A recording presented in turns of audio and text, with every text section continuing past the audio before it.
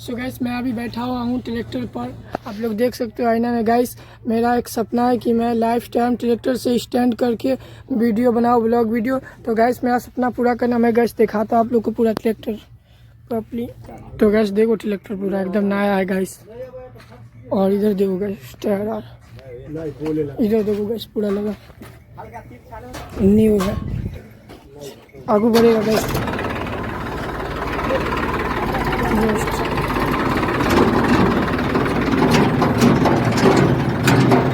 तो guys subscribe करना किसी नेक्स्ट वीडियो के लिए गाइस प्लीज़।